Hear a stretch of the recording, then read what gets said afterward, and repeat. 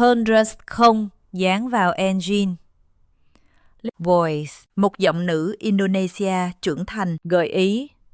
Engine speed equals 1. Zero pitch equals 0. Language equals Indonesian. Nếu engine hỗ trợ global emotion, B1 to B3 cam sedih, B4 tense leo thang, B5 tegas marah, B6 hang ngắt xét thủ công, five body không nhúng tác. Paste below this line. Malam itu, di meja makan rumah besar keluarga suamiku, aku meletakkan map coklat tepat di samping piring nasi yang masih mengepul. Reza menatap map itu. Ibu mertuaku menatapnya. Adik iparku, Wulan, berhenti mengunyah.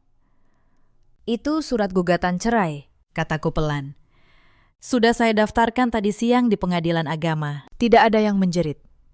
Tidak ada yang menangis. Sendok Reza hanya jatuh menghantam piring. Bunyinya nyaring di ruangan yang mendadak sunyi. Bu Sutinah, ibu mertuaku, adalah orang pertama yang tertawa. Tawa pendek, dingin, penuh hina. Cerai. Ia menyeka bibirnya dengan serbet. Memangnya kamu bisa hidup tanpa keluarga ini? Tanpa nama besar anakku. Aku tidak menjawab.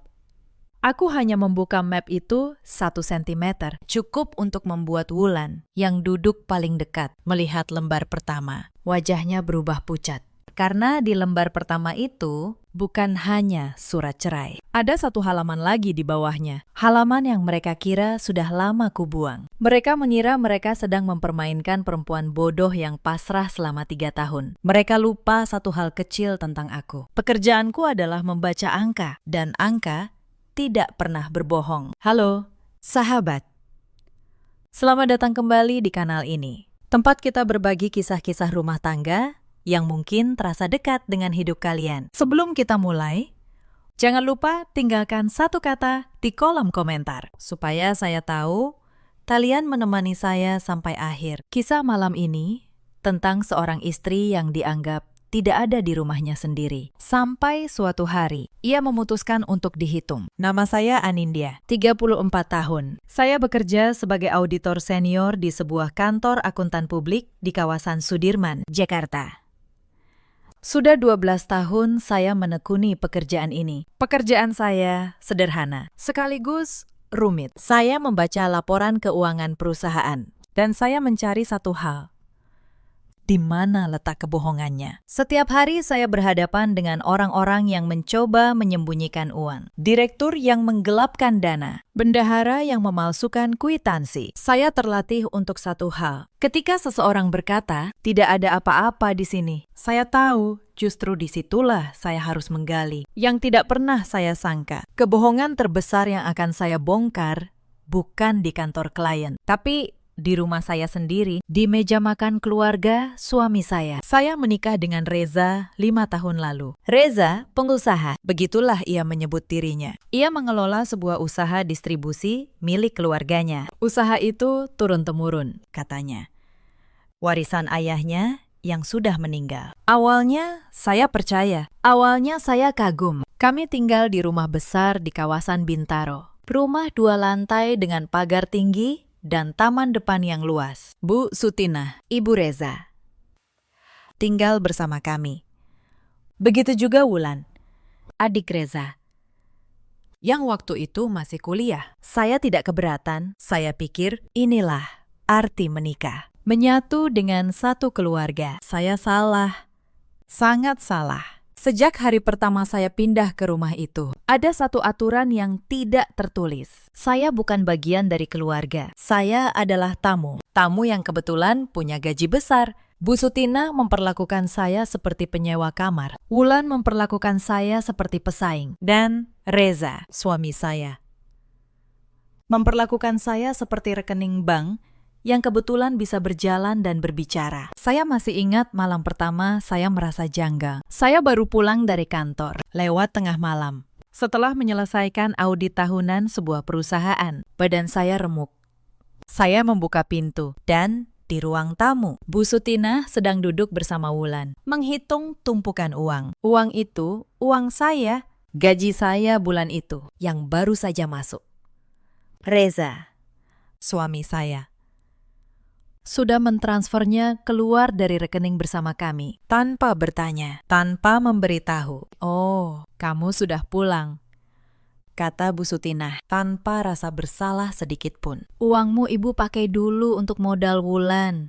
Nanti diganti, nanti diganti. Itu kalimat yang akan saya dengar ratusan kali dalam 3 tahun berikutnya. Nanti diganti, tapi nanti itu tidak pernah datang. Saya diam waktu itu. Saya pikir mungkin ini cuma sekali. Mungkin keluarga memang begini. Saya tidak ingin bertengkar di awal pernikahan. Saya menelan semuanya. Dan saya pergi tidur dengan perut kosong. Karena tidak ada satupun yang menyisakan makan malam untuk saya. Esok paginya, saya berangkat kerja seperti biasa. Saya tersenyum di depan klien. Saya menandatangani laporan audit. Tidak ada yang tahu. Perempuan yang menandatangani laporan jutaan rupiah ini semalam tidur dengan perut kosong di rumahnya sendiri. Begitulah hidup saya dimulai. Pelan-pelan, setiap bulan, sedikit demi sedikit. Mereka tidak merampok saya sekaligus. Mereka mencicil harga diri saya. Satu potong demi satu potong. Tahun pertama pernikahan, saya masih punya harapan. Saya pikir kalau saya cukup baik, cukup sabar, cukup memberi. Suatu hari, mereka akan menerima saya. Saya yang membayar listrik rumah itu. Saya yang membayar tagihan air. Saya yang membayar gaji Mbak Asih, pembantu kami. Bahkan, beras yang mereka makan setiap hari. Saya yang membeli. Reza, suami saya jarang sekali memberi uang ke rumah. Usaha distribusinya, katanya, sedang sulit. Pembeli berkurang. Modal seret. Saya percaya. Saya bahkan menawarkan untuk membantu mengaudit pembukuannya, supaya tahu di mana bocornya. Reza menolak keras. Itu urusan laki-laki, katanya. Kamu urus saja uangmu sendiri. Uang saya sendiri. Lucu sekali. Karena pada kenyataannya, uang saya bukan milik saya. Uang saya milik mereka semua. Suatu sore, Wulan lulus kuliah. Bu Sutinah mengadakan syukuran besar di rumah. Tamu berdatangan. Tetangga, kerabat, teman-teman Wulan. Meja penuh dengan rendang, opor, dan kue-kue mahal. Semua itu. Sekali lagi, dibayar dengan kartu kredit saya. Tapi di depan para tamu, Bu Sutinah berdiri dan berkata dengan bangga, "Ini semua hasil kerja keras almarhum suami saya. Keluarga kami memang selalu berkecukupan." Saya berdiri di sudut, memegang nampan, seperti pelayan. Tidak ada yang memperkenalkan saya sebagai menantu. Seorang tamu bahkan bertanya pada Mbak Asih, "Mbak, itu yang bawa nampan, asisten baru, ya?" Mbak Asih menunduk. Ia tidak berani menjawab. Saya yang menjawab. Dengan senyum yang sudah saya latih bertahun-tahun. "Bukan, Bu. Saya istri Reza." Tamu itu terkejut. "Oh, maaf. Saya kira pembantu." Malam itu, untuk pertama kalinya, saya menangis di kamar mandi. Bukan karena marah, tapi karena malu. Malu pada diri saya sendiri yang membiarkan ini terjadi begitu lama. Ada satu malam yang tidak akan pernah saya lupakan. Malam ketika saya benar-benar sakit. Demam tinggi. Sampai badan saya menggigil dan saya tidak bisa berdiri. Saya berbaring di kamar, lemah. Berharap setidaknya ada satu orang di rumah itu yang peduli. Saya memanggil Reza pelan. Suami saya datang, melihat saya sebentar dari ambang pintu, lalu berkata, "Kalau sakit, istirahat. Tapi jangan lupa, besok tagihan kartu kredit jatuh tempo. Sudah kamu bayar belum?" Itu kalimat yang ia ucapkan pada istrinya yang sedang demam tinggi. "Bukan, kamu sudah minum obat. Bukan mau saya buatkan bubur.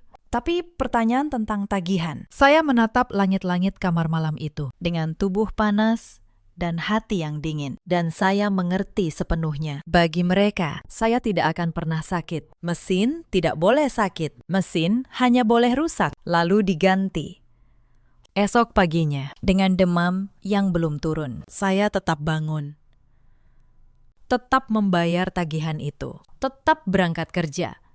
Karena saya tahu, kalau saya tidak bekerja, tidak ada satupun dari mereka yang akan menanggung rumah ini. Dan di hari itulah, di tengah demam, saya berjanji pada diri saya sendiri, suatu hari saya akan keluar dari rumah ini, bukan dengan menangis, tapi dengan perhitungan. Tapi air mata itu mengering, dan ketika kering, sesuatu di dalam diri saya berubah. Saya berhenti berharap. Saya mulai mengamati. Persis seperti yang saya lakukan pada klien yang mencurigakan. Saya berhenti percaya pada kata-kata. Dan saya mulai mengumpulkan bukti. Saya mulai menyimpan semuanya. Setiap struk belanja yang saya bayar untuk rumah itu. Setiap bukti transfer yang Reza tarik dari rekening saya. Setiap tagihan listrik, air, sekolah, dan gaji pembantu yang keluar dari kantong saya. Saya membuat satu folder rapi di laptop saya dan satu map coklat di laci kantor saya. Saya tidak tahu untuk apa waktu itu. Naluri auditor saya yang bekerja. Ketika ada yang tidak beres, kumpulkan bukti dulu, pikirkan nanti. Naluri itu suatu hari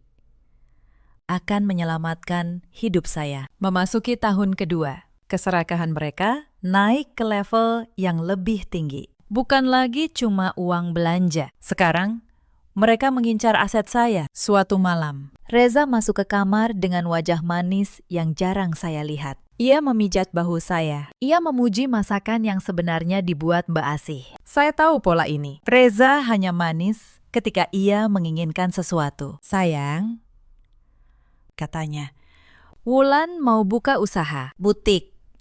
Kamu tahu kan, dia berbakat. Cuma modalnya kurang sedikit. 50 juta ternyata. Kita pinjamkan dulu, kata Reza. Nanti dari keuntungan butik, dia ganti. Nanti diganti lagi. Saya menolak.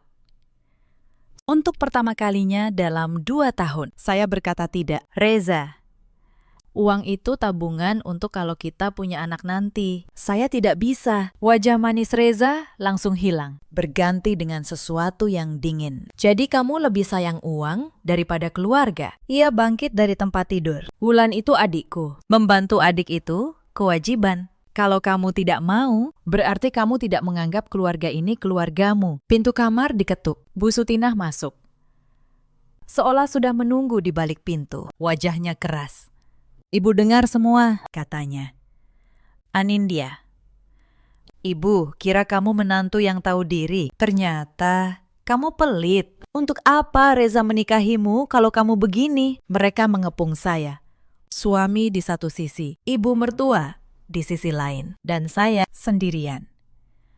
Di tengah kamar yang seharusnya menjadi tempat paling aman di dunia. Malam itu, saya menyerah. Saya transfer 50 juta ke rekening Wulan. Bukan karena saya percaya akan diganti, tapi karena saya terlalu lelah untuk melawan 2 orang sekaligus. Di tengah malam, di kamar saya sendiri. Butik Wulan buka, ramai sebulan, lalu sepi, lalu tutup. 50 juta saya menguap, dan tidak ada satu kata pun tentang diganti yang pernah keluar dari mulut siapapun. Lebaran tahun itu menjadi puncak penghinaan yang lain. Seperti biasa, keluarga besar Reza datang menginap. Belasan orang, 10 hari penuh. Saya yang menyiapkan semuanya. Saya yang membeli daging untuk rendang. Saya yang membayar parcel, kue kering, dan amplop THR untuk semua keponakan. Bukan satu amplop pun yang keluar dari kantong Reza atau Bu Sutina. Di hari ke-7, seorang bibi jauh memuji masakan di meja. Wah, Bu Sutina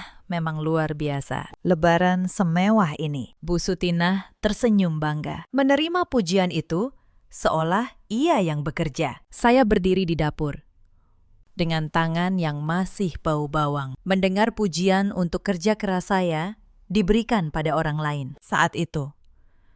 Bahkan THR saya sendiri dari kantor yang baru cair sudah lebih dulu diminta Bu Sutina untuk tambahan biaya tamu. Saya memberikannya. Karena melawan di tengah rumah penuh tamu hanya akan membuat saya tampak seperti menantu durhaka yang mereka ceritakan. Tapi yang paling membuat saya waspada adalah kejadian beberapa minggu setelah Lebaran. Suatu hari, saya menerima telepon dari bank menanyakan tentang sebuah pengajuan kartu kredit baru atas nama saya yang katanya sudah saya tanda tangani. Saya tidak pernah mengajukan apapun. Saya memeriksanya. Tanda tangan di formulir itu mirip tanda tangan saya. Tapi bukan saya yang membuatnya. Seseorang telah memalsukan tanda tangan saya untuk membuka kartu kredit dan menggunakannya. Saya tahu siapa, tapi saya belum punya cukup bukti untuk membuktikannya. Saya hanya menutup kartu itu diam-diam dan menambahkan satu lagi catatan ke dalam folder saya. Pemalsuan tanda tangan. Saya garis bawahi 2 kali. Suatu hari, catatan ini akan berguna. Setelah butik tutup, saya pikir mereka akan tahu malu. Saya salah lagi. Kegagalan Wulan justru dijadikan alasan baru. Wulan butuh modal lebih besar, kata Bu Sutina suatu pagi di meja makan. Kalau modalnya kecil, ya wajar gagal. Sekali ini saja, modal yang serius. Modal yang serius itu, kali ini 200 juta untuk usaha kuliner, katanya. Restoran kecil, saya menggeleng tegas. Saya bilang, saya tidak punya uang sebanyak itu di tabungan. Itu benar, tabungan saya sudah terkuras bertahun-tahun. Tapi, Reza punya ide lain. Ide yang membuat darah saya membeku. Jual mobilmu, katanya. Mobil itu saya beli dengan uang saya sendiri. Sebelum saya menikah, mobil yang saya pakai setiap hari ke kantor. Satu-satunya benda di dunia ini yang benar-benar milik saya, atas nama saya. Tidak, kata saya. Mobil itu saya butuhkan untuk kerja. Naik ojek saja, sahut Wulan dari ujung meja, sambil menyuap nasi. Kakak ipar kan masih kuat jalan. Saya menatap Wulan. Saya menatap Reza. Saya menatap Bu Sutina.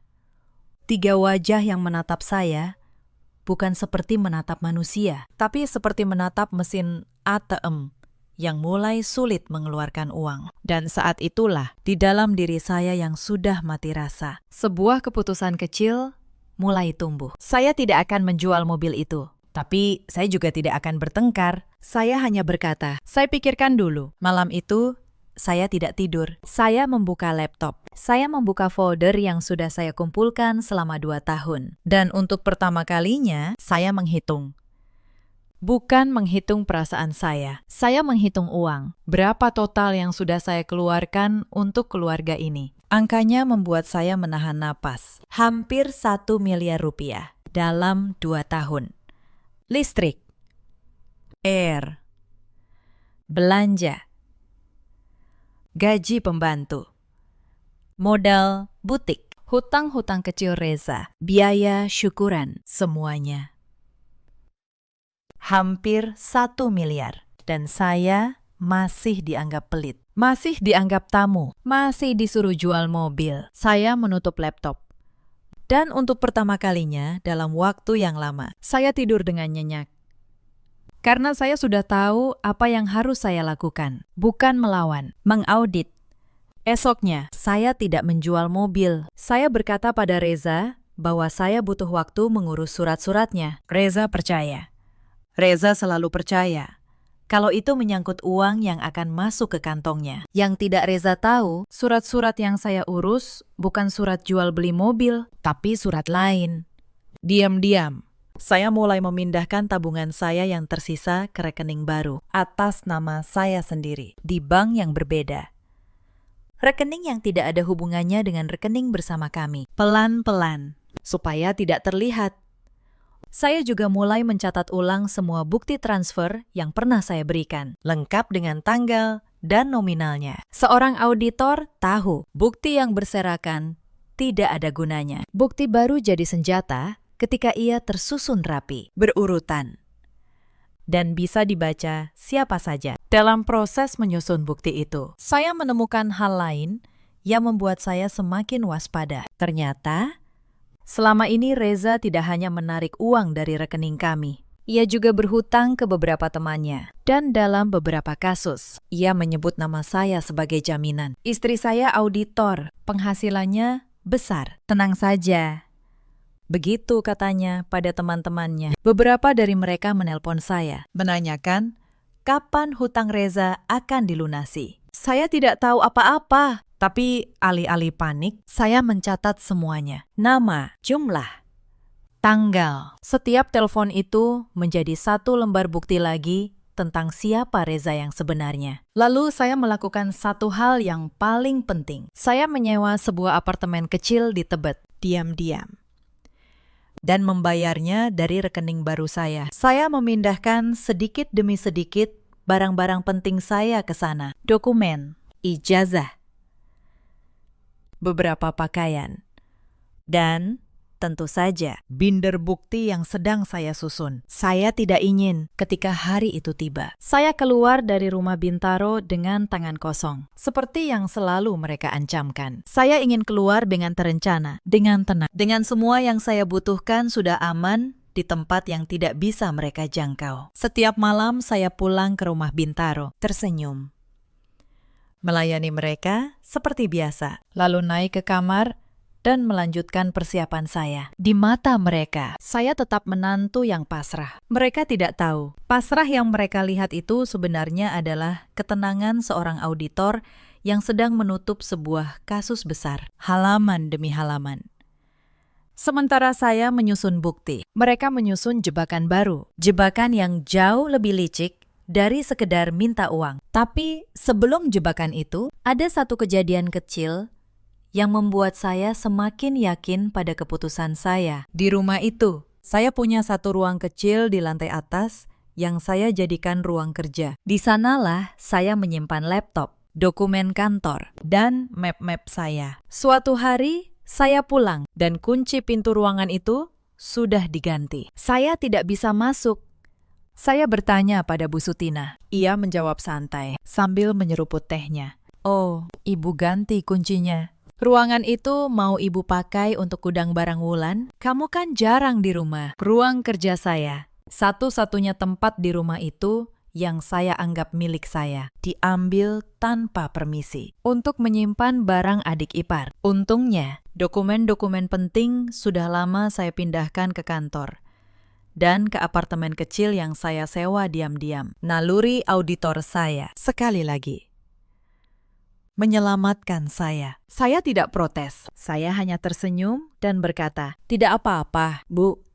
Di dalam hati, saya menambahkan satu lagi alasan ke daftar yang sudah panjang. Lalu datanglah jebakan yang sesungguhnya. Suatu sore, Bu Sutina memanggil saya ke ruang tengah dengan nada yang manis luar biasa. Di meja sudah ada teh hangat dan kue nastar. Di sampingnya ada Wulan dan seorang pria yang belum pernah saya lihat. Pria itu memakai batik, membawa map. Bu Sutina memperkenalkannya sebagai Pak Tono. Beliau notaris keluarga kita, katanya. Sudah lama mengurus surat-surat almarhum Bapak. Pak Tono tersenyum sopan. Tapi matanya, saya perhatikan, tidak ikut tersenyum. Mata itu memandang saya seperti memberi isyarat. Saya tidak mengerti waktu itu. Saya hanya merasakan ada sesuatu yang ganjil. Bu Sutina mengeluarkan selembar dokumen. Anindya, ini cuma formalitas, katanya. Surat pernyataan bahwa kamu, sebagai istri Reza, merelakan sebagian aset untuk dikelola keluarga demi usaha Wulan. Tanda tangan di sini saja. Saya membaca dokumen itu. Saya membacanya pelan-pelan, baris demi baris. Persis seperti saya membaca laporan keuangan klien. Dan di baris kelima, jantung saya berhenti sejenak. Dokumen itu bukan surat formalitas. Itu surat hibah. Surat yang isinya, saya menyerahkan seluruh tabungan dan aset pribadi saya ke dalam pengelolaan Bu Sutina secara permanen. Tanpa syarat. Sekali saya tanda tangan, semua yang saya miliki secara hukum menjadi milik mereka. Saya mengangkat wajah. Saya tersenyum. Senyum yang sudah saya latih bertahun-tahun. Boleh saya bawa pulang dulu? Saya mau baca dengan teliti, kata saya. Kebiasaan auditor. Bu, tidak pernah tanda tangan tanpa baca 2 kali. Wajah Bu Sutinah mengeras. Apa yang perlu dibaca? Ini cuma surat keluarga. Justru karena surat keluarga, harus lebih hati-hati. Bu, jawab saya tenang. Saat itu, Pak Tono, notaris itu, melakukan sesuatu yang aneh. Ia berdiri, pura-pura menjatuhkan pulpennya di dekat kaki saya. Saat memungutnya, ia berbisik sangat pelan, hanya untuk saya. Jangan tanda tangan apapun. Bu, datang ke kantor saya hari Senin. Lalu, ia kembali duduk, seolah tidak terjadi apa-apa. Saya membawa dokumen itu pulang. Saya tidak menandatanganinya. Dan hari Senin, saya tidak ke kantor klien. Saya pergi ke kantor Pak Tono. Apa yang Pak Tono ceritakan di kantornya hari itu mengubah segalanya. Kantor Pak Tono kecil dan sederhana, di sebuah ruko di kawasan Bintaro. Berbeda jauh dengan kesan mewah yang Bu Sutinah coba bangun tentangnya. Pak Tono menutup pintu, menuangkan teh, lalu duduk di hadapan saya dengan wajah yang berat. Bu Anindya, katanya, saya sudah jadi notaris keluarga itu hampir 20 tahun. Saya mengurus surat-surat almarhum Pak Darmawan, ayah Reza. Dan ada hal yang harus Ibu tahu sebelum Ibu kehilangan segalanya. Lalu, ia bercerita. Dan setiap kalimatnya seperti membongkar satu lapis kebohongan yang selama ini saya pijak. Usaha distribusi yang Reza banggakan sebagai warisan ayahnya sudah bangkrut total 4 tahun lalu. Sebelum saya menikah dengannya, Reza tidak punya usaha. Reza tidak punya penghasilan. Yang ia punya hanya nama besar yang kosong dan seorang ibu yang pandai berakting kaya. Lalu rumah di Bintaro itu, tanya saya. Pak Tono menggeleng pelan. Rumah itu sudah dijaminkan ke bank. Bu, 3 tahun lalu, cicilannya menunggak. Bank sudah beberapa kali mengirim surat peringatan. Sebentar lagi, rumah itu akan disita. Saya terdiam. Selama ini saya tinggal di rumah yang sebenarnya sudah bukan milik mereka. Rumah yang setiap bulan cicilannya ternyata dibayar dari uang saya yang Reza tarik diam-diam dari rekening bersama dengan dalih modal usaha. Mereka menikahkan Reza dengan ibu, lanjut Pak Tono, karena mereka butuh sumber uang baru. Maaf saya bicara sekasar ini, tapi inilah kenyataannya. Selama ini, ibu yang menahan keluarga itu tetap berdiri. Dan sekarang, ketika tabungan ibu mulai menipis, mereka mau menguras yang terakhir. Surat hibah itu langkah terakhir mereka. Sekali ibu tanda tangan, semua yang tersisa milik ibu, jadi milik mereka. Dan setelah itu, mereka tidak butuh ibu lagi. Saya duduk diam sangat lama. Bukan karena kaget, anehnya saya tidak kaget.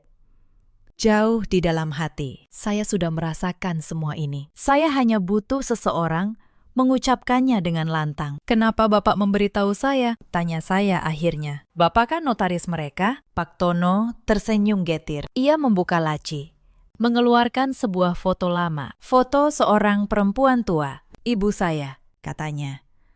Dulu juga seorang menantu. Diperlakukan persis seperti ibu. Diperas sampai habis, lalu dibuang. Saya menyaksikannya sejak kecil. Dan saya tidak bisa berbuat apa-apa karena saya masih kecil. Sekarang, saya sudah dewasa. Dan saya tidak mau menutup mata lagi melihat hal yang sama terjadi di depan saya. Hari itu, Pak Tono tidak hanya membongkar kebohongan keluarga suami saya. Ia juga menjadi sekutu pertama saya, sekutu di dalam benteng musuh. Sejak hari itu, saya berubah menjadi auditor sepenuhnya. Tenang di luar, bekerja keras di dalam. Setiap malam, setelah semua orang tidur, saya menyalakan lampu kecil di sudut meja, dan saya menyusun berkas. Pak Tono memberi saya akses ke dokumen-dokumen lama keluarga itu. Surat jaminan rumah ke bank, tunggakan cicilan, akta usaha yang sudah dibekukan. Saya menggabungkannya dengan bukti saya sendiri, Sauki, atau rekening koran saya selama 5 tahun. Setiap rupiah yang masuk, setiap rupiah yang Reza tarik. Saya cetak semuanya. Saya beri stabilo. Saya susun berdasarkan tanggal. Saya membuat satu binder tebal yang isinya adalah seluruh kebohongan keluarga itu. Tersusun rapi. Hitam di atas putih. Suatu malam, saat saya sedang menyusun berkas, pintu kamar tiba-tiba terbuka. Reza masuk. Wajahnya merah. Di tangannya, ponsel saya yang lupa saya kunci. Apa ini? Bentaknya. Kamu buka-buka urusan keuangan keluarga. Kamu mata-matai kami. Saya menutup laptop dengan tenang. Saya istrimu, Reza. Saya cuma mau tahu kemana uang saya pergi selama ini? Itu bukan urusanmu. Ia melempar ponsel saya ke kasur. Kamu cuma perlu kerja, kasih uang, Dan diam. itu saja tugasmu di rumah ini. Tugas saya, kerja, kasih uang. Dan diam. Akhirnya, setelah 3 tahun, Reza mengucapkannya dengan jujur. Itulah saya di mata mereka. Mesin yang harus bekerja, membayar, dan tidak boleh bersuara. Bu Sutinah muncul di belakang Reza. Seperti biasa. Anindya, katanya dingin. Kalau kamu tidak betah dengan aturan rumah ini, pintu terbuka lebar. Tapi ingat, kalau kamu keluar dari rumah ini, kamu keluar dengan tangan kosong. Tidak ada yang akan membelamu. Tidak ada yang akan percaya padamu. Kamu cuma menantu, bukan siapa-siapa. Saya menatap mereka berdua, suami saya dan ibunya. 2 orang yang selama 3 tahun memeras saya sampai kering. Dan untuk pertama kalinya, saya tidak merasa takut. Saya tidak merasa sedih. Saya merasa tenang. Tenang. Seperti seorang auditor yang baru saja menemukan bukti terakhir yang ia butuhkan untuk menutup sebuah kasus. Baik, kata saya pelan.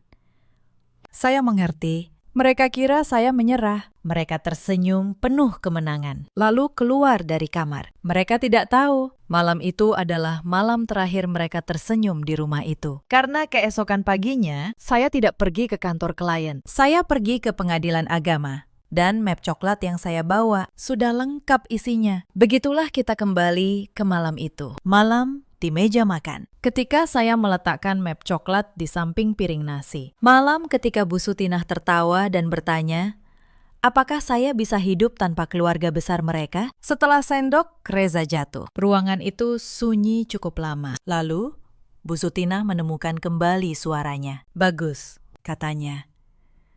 Dingin. Pergi sana, cerai. Kita lihat berapa lama kamu bertahan tanpa rumah ini. Tanpa nama, Reza. Dalam seminggu, kamu akan merangkak kembali. Memohon-mohon. Wulan ikut menimpali sambil menyilangkan tangan. Kakak ipar, lupa ya. Semua aset atas nama keluarga kami. Kakak keluar dengan tangan kosong. Sama seperti waktu masuk. Saya tidak membantah. Saya hanya menutup map coklat itu, lalu berdiri. Kita lihat di pengadilan, kata saya, tenang. Lalu, saya menarik koper saya yang sudah saya siapkan diam-diam, dan saya melangkah keluar dari rumah itu untuk terakhir kalinya sebagai penghuni. Di depan pintu, saya berpapasan dengan Mbak Asih, pembantu yang selama 3 tahun menjadi satu-satunya orang yang memperlakukan saya seperti manusia. Mata Mbak Asih basah. Hati-hati, Bu, bisiknya. Saya menggenggam tangannya. Terima kasih, Mbak, untuk semua teh hangat yang Mbak buatkan diam-diam. Malam itu saya tidur di sebuah apartemen kecil yang saya sewa diam-diam sebulan sebelumnya di kawasan Tebet. Apartemen sederhana, tapi seluruhnya milik saya. Tidak ada yang menghitung uang saya di ruang tamu. Tidak ada yang menyuruh saya diam. Untuk pertama kalinya dalam 3 tahun, saya tidur di rumah yang benar-benar rumah saya. Pagi pertama di apartemen itu, saya bangun tanpa alarm. Tidak ada suara Bu Sutinah memanggil saya untuk menyiapkan sarapan belasan orang. Tidak ada Wulan yang menggedor pintu meminta uang. Saya membuka jendela, dan udara pagi masuk perlahan. Saya membuat secangkir teh untuk diri saya sendiri, dan saya meminumnya pelan-pelan sambil menatap kota dari lantai atas. Air mata saya mengalir. Tapi kali ini bukan air mata malu, bukan air mata sakit hati. Air mata lega. Lega. Karena akhirnya saya keluar dari rumah yang selama ini perlahan membunuh saya dari dalam. Beberapa hari kemudian, Mbak Asih, pembantu yang dulu diam-diam menyisakan makanan untuk saya, mengirim pesan singkat. Ia bilang, setelah saya pergi, rumah itu menjadi kacau. Tidak ada lagi yang membayar tagihan. Listrik sempat diputus. Bu Sutinah marah-marah setiap hari, menyalahkan semua orang, kecuali dirinya sendiri. Mbak Asih juga menambahkan satu hal yang membuat saya tersenyum getir. Ia bilang, beberapa hari setelah saya pergi, datang petugas dari bank, menempelkan surat di pintu rumah. Surat tentang penyitaan. Ternyata, tanpa uang saya yang menambal cicilan setiap bulan, kebohongan keluarga itu runtuh jauh lebih cepat dari yang saya bayangkan. Mbak Asih juga, sebelum berhenti bekerja di sana, sempat menyimpan satu hal untuk saya. Beberapa lembar surat tagihan bank lama yang ia temukan di tempat sampah, yang dulu disembunyikan Bu Sutina. Saya tidak tahu ini penting atau tidak, Bu, tulisnya. Tapi saya merasa ibu yang berhak menyimpannya. Surat-surat itu kelak menjadi tambahan bukti yang memperkuat berkas saya. Bahkan seorang pembantu yang dianggap remeh di rumah itu ternyata punya hati nurani yang lebih besar daripada nyonya rumahnya. Proses perceraian dimulai. Dan seperti yang Pak Tono prediksi, keluarga itu melawan dengan segala cara. Mereka menyewa pengacara. Mereka menyebar cerita ke kerabat bahwa saya istri durhaka yang meninggalkan suami. Mereka bahkan mengklaim di hadapan mediator bahwa sayalah yang menghabiskan uang keluarga untuk berfoya-foya. Sidang mediasi pertama berlangsung di Pengadilan Agama. Reza datang dengan setelan jas, berlagak seperti pengusaha sukses yang dizalimi istrinya. Bu Sutina duduk di belakangnya, menatap saya dengan tatapan yang seharusnya membuat saya gemetar. Dulu mungkin iya, sekarang tidak lagi. Mediator, seorang ibu hakim yang tenang, membuka sidang. Sebelum kita lanjut ke persidangan, kami ingin mencoba mediasi. Apakah masih ada kemungkinan rujuk? Pengacara Reza langsung bicara. Klien kami sangat menyayangkan keputusan istrinya. Sang istri meninggalkan rumah tanpa alasan jelas. Bahkan, kami menduga istri telah menggelapkan sejumlah uang keluarga selama pernikahan. Menggelapkan. Mereka menuduh saya menggelapkan. Saya yang selama 5 tahun membayar setiap tagihan rumah itu. Ibu mediator menoleh ke saya. Bagaimana tanggapan Ibu Anindya? Saya membuka tas saya. Saya mengeluarkan binder tebal yang sudah saya susun berbulan-bulan. Bu Hakim, kata saya, tenang. Saya seorang auditor. Pekerjaan saya membaca angka. Izinkan saya menunjukkan angka-angka supaya kita tidak perlu berdebat dengan perasaan. Lalu, saya mulai. Halaman demi halaman. Halaman pertama, kata saya. Meletakkan lembar pertama di meja. Rekening koran saya selama 5 tahun. Setiap rupiah gaji saya yang masuk dan setiap rupiah yang ditarik keluar oleh suami saya. Reza.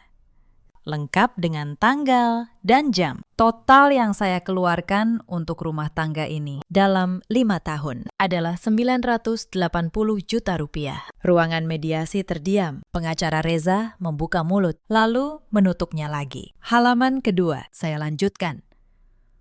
Bukti transfer ke rekening Wulan, adik ipar saya. 50 juta untuk butik yang tutup dalam sebulan. Tidak pernah dikembalikan. Ada tanda terima. Ada nominal, ada tanggal. Halaman ketiga, suara saya tetap datar, seperti membacakan laporan audit, tagihan listrik, air, dan gaji pembantu rumah keluarga Reza. 5 tahun berturut-turut, semuanya atas pembayaran saya. Saya yang menanggung biaya hidup mereka, bukan sebaliknya. Wajah Reza mulai memucat. Bu Sutina di belakang mulai gelisah di kursinya. Tapi yang paling menarik, kata saya, bukan tentang uang saya, tapi tentang aset yang katanya milik keluarga. Saya mengeluarkan satu set dokumen baru. Dokumen dari Pak Tono. Halaman keempat. Akta usaha distribusi milik almarhum Pak Darmawan. Status. Dibekukan dan dinyatakan bangkrut 4 tahun lalu. Sebelum saya menikah. Artinya, selama ini suami saya tidak punya usaha apapun. Tidak punya penghasilan sama sekali. Itu bohong, teriak Reza. Bangkit dari kursinya. Dari mana kamu dapat dokumen itu? Saya menatapnya tenang. Dari sumber yang sah. Reza, semua ini dokumen resmi negara. Kamu bisa cek sendiri. Saya meletakkan dokumen terakhir. Yang paling berat. Halaman kelima, surat dari bank, rumah di Bintaro, yang katanya milik keluarga, yang katanya warisan. Sudah dijaminkan ke bank 3 tahun lalu. Cicilan menunggak 18 bulan. Dan ironisnya, Bu Hakim, cicilan yang sempat terbayar selama ini, dibayar dari uang yang ditarik dari rekening saya. Saya membayar cicilan rumah yang dipakai untuk mengusir saya. Saya berhenti. Saya menatap Bu Sutina. lalu Reza, lalu Wulan yang tidak hadir. Tapi namanya tertulis di mana-mana. Jadi pertanyaannya bukan, apakah saya bisa hidup tanpa keluarga ini? Kata saya pelan. Pertanyaannya adalah, bagaimana keluarga ini bisa hidup selama ini tanpa saya? Sunyi. Sunyi yang panjang dan berat. Ibu mediator membaca dokumen-dokumen itu satu persatu. Wajahnya semakin serius. Lalu, ia mengangkat kepala. Pak Reza, katanya tegas. Tuduhan bahwa istri Anda menggelapkan uang keluarga berdasarkan dokumen ini tidak berdasar. Justru yang terlihat sebaliknya. Reza terduduk. Wajahnya hancur. Tapi Bu Sutinah sampai detik terakhir masih mencoba berdiri. Itu semua kewajiban menantu, serunya. Memberi nafkah pada keluarga suami itu kewajiban. Dia cuma melakukan tugasnya. Ibu mediator menatap Bu Sutinah dengan dingin. Bu, dalam hukum, nafkah adalah kewajiban suami kepada istri, bukan sebaliknya. Yang ibu ceritakan ini justru memperkuat alasan perceraian. Untuk pertama kalinya dalam 3 tahun. Saya melihat Bu Sutinah kehilangan kata-kata. Tapi keadilan hari itu belum selesai. Karena ada satu hal yang bahkan Pak Tono tidak menyangka akan terjadi. Keserakahan mereka ternyata sudah menggali kuburan mereka sendiri. Beberapa minggu setelah sidang mediasi, kabar datang dari Pak Tono. Bank akhirnya menyita rumah di Bintaro. Reza, Bu Sutinah, dan Wulan harus keluar dalam 30 hari. Rumah mewah yang selama ini menjadi panggung kesombongan mereka, kini disegel dengan kertas dari bank. Dan lebih dari itu, surat hibah yang dulu mereka coba paksakan pada saya, ternyata bukan satu-satunya surat yang dibuat Bu Sutinah untuk menutupi tunggakan. Bu Sutinah pernah meminjam uang dari beberapa kerabat dengan jaminan aset-aset yang sebenarnya sudah tidak ada. Ketika rumah disita dan kebohongan terbongkar, para kerabat itu berbalik. Mereka menuntut uang mereka kembali. Keluarga yang dulu Bu Sutinah pakai untuk menghakimi saya, kini berbalik menghakiminya. Wulan, adik ipar saya, yang dulu menyuruh saya naik ojek, kehilangan calon suaminya. Keluarga calon suaminya, Tommy, membatalkan pernikahan. Begitu tahu keluarga Wulan bukan keluarga kaya seperti yang mereka pamerkan, melainkan keluarga yang dililit hutang. Tommy pergi. Mimpi Wulan tentang rumah mewah type 2 lantai menguap. Persis seperti modal butiknya dulu. Dan Reza, suami saya, Pak Tono menceritakan, di hari rumah disita. Reza duduk di lantai ruang tamu yang sudah kosong, melamun berjam-jam. Pria yang dulu membentak saya kerja, kasih uang, dan diam. Kini tidak punya apa-apa untuk dibentak, tidak punya uang, tidak punya rumah, tidak punya istri yang membayar semuanya. Sidang-sidang berikutnya berjalan cepat. Setelah bukti-bukti itu terbuka, tidak ada lagi yang bisa dibantah keluarga Reza. Pengacara mereka yang awalnya berapi-api menuduh saya menggelapkan uang, perlahan kehilangan suaranya. Bagaimana ia bisa membela klien yang setiap klaimnya runtuh oleh selembar dokumen? Di sidang putusan, ruangan penuh. Beberapa kerabat keluarga Reza datang. Tapi kali ini, mereka tidak datang untuk membela Bu Sutinah. Mereka datang karena sudah mendengar kabar tentang hutang-hutang yang selama ini ditutupi. Mereka duduk di bangku belakang, berbisik-bisik, menatap Bu Sutinah dengan tatapan yang dulu mereka tujukan pada saya. Hakim ketua membacakan pertimbangan. Ia menyatakan bahwa berdasarkan bukti-bukti yang diajukan, rumah tangga ini sudah tidak bisa dipertahankan dan tidak ditemukan satu pun bukti yang mendukung tuduhan terhadap saya. Sebaliknya, hakim mencatat adanya ketidakadilan dalam pengelolaan keuangan rumah tangga selama 5 tahun. Saat hakim membacakan itu, saya menoleh sedikit ke arah Reza, mantan suami saya. Ia menunduk. Tangannya gemetar di atas pangkuannya. Pria yang dulu membentak saya di kamar, yang dulu menyuruh saya menjual mobil, yang dulu bertanya soal tagihan saat saya demam, kini tidak berani menatap saya. Ia tahu, akhirnya ia tahu siapa yang sebenarnya menahan seluruh hidupnya selama ini. Bu Sutinah mencoba berdiri sekali lagi, mencoba berbicara, tapi pengacaranya sendiri menariknya untuk duduk. Bahkan orang yang ia bayar pun tahu Tidak ada lagi yang bisa diselamatkan. Perceraian kami akhirnya disahkan. Hakim mengetuk palu. Dan ketika saya melangkah keluar dari gedung pengadilan hari itu, untuk pertama kalinya dalam 5 tahun, saya bisa bernapas penuh. Hari-hari setelah perceraian, saya belajar arti tenang yang sesungguhnya. Saya kembali ke apartemen kecil saya di Tebet setiap malam. Dan tidak ada yang menunggu untuk menghitung uang saya. Saya memasak ikan goreng, sayur asem, dan sambal terasi. Makanan sederhana yang dulu tidak pernah sempat saya nikmati, karena selalu sibuk melayani belasan mulut yang tidak pernah berterima kasih. Saya makan pelan-pelan, sendirian.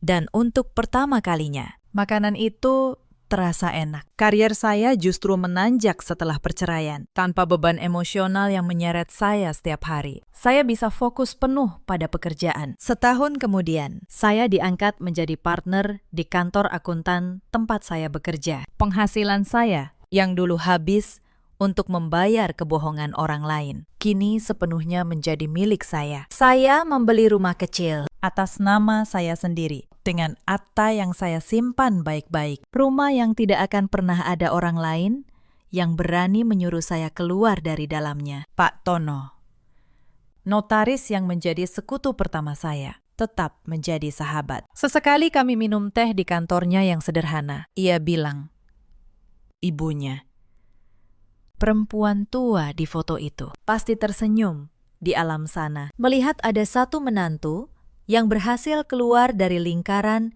yang dulu menghancurkan beliau. Saya selalu berterima kasih pada Pak Tono, karena tanpa bisikannya, hari itu, jangan tanda tangan apapun. Mungkin saya sudah kehilangan segalanya. Kabar tentang keluarga Reza sesekali sampai ke telinga saya. Bu Sutinah, yang dulu menyebut dirinya Nyonya Besar, kini tinggal mengontrak di sebuah rumah petak. Dikejar-kejar kerabat yang menagih hutang. Tidak ada lagi rendang di mejanya. Tidak ada lagi pujian dari tamu. Wulan, adik ipar yang pernah menyuruh saya naik ojek, kini bekerja sebagai pramuniaga di sebuah toko. Naik ojek setiap hari ke tempat kerjanya. Hidup memang punya cara sendiri untuk membalas. Dan Reza, mantan suami saya dengar ia mencoba bangkit, mencoba berbagai usaha. Tapi nama besar yang dulu ia pakai untuk menutupi kekosongan, kini tidak ada lagi yang percaya. Ia pernah, melalui seorang kerabat,